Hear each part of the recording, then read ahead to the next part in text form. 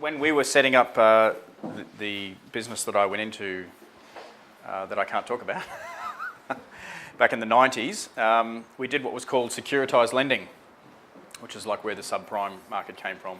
And not to bore you, but essentially this is where I sort of back then even thought, how did we do that? So how securitized lending works is that we create a bond. Okay, so we might picture a bond as a warehouse, and we might say we're going to make a $300 million warehouse here, and we'll fill that warehouse up with mortgages. So all the little guys that run out and get the people to sign up these big thick documents. The mortgage used to be 6 pages. It's now like this. Sign up their mortgages, and we'd fill this warehouse full of mortgages, and they're all pretty squeaky clean. And then we go and sell that bond on the bond market. And historically, a superannuation company or a large investment firm would buy the bond. And I thought at the time, chronologically, how did we do that? How did we get the money to give these people to buy their homes and then go and sell it on the bond market? And the big fella told me, welcome to the magic of banking. So you literally, and hopefully you saw through there, that, and let me ask you this, if at the end of World War II the population of the planet was roughly 2 billion, and just 70 years later it's roughly 7 billion, and there's all those extra rooftops out there, and all those extra rooftops are roughly 14 times as expensive as they were at the end of World War II, where'd all the money come from? I'm still amazed when I talk to people. I say, so you got a mortgage, yeah? Where do you think the money came from to give you the dollars for the mortgage? Oh, from deposits. And the tooth fairy must still come to that person's house. I mean, really, I think there's enough old people that pull the money out from under the mattress to provide all that those digits. Where did the digits come from? So it's really important you guys understand that it's all been manufactured, and who manufactured it? These private entities through the central banks and the banks themselves. What a business. And now we're all in this servitude and debt, trying to, like he said, the millions of slave wages, wage slaves, trying to keep up with their payments. So, look, in terms of research, if you haven't got one, just ask Steph to email it to you, or there might be a couple here. We've got a recommended reads and watches. And in terms of the banking system, Money Masters. Who's heard of Money Masters? That would probably be one of the best. It goes for about 3.5 hours, I think.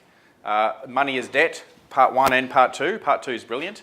Money is Debt, Part 2 really explains how all the banks operate as one. And because essentially, if you think about it, it really does run through an example of somebody buying a car, getting the cheque from someone else. Where did the money come from that bank to go to this bank? All the bank balances pretty much stay the same between the banks. It's just a slight configuration because the money just goes from one bank to the other, and they create it all together.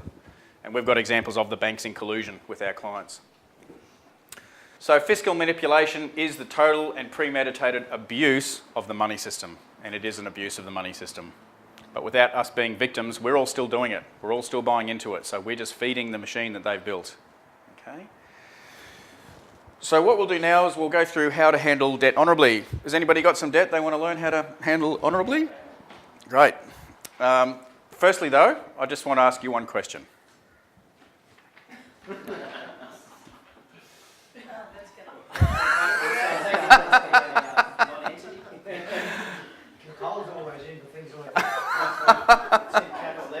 That's where I saw you, was at Swingers Party, it was.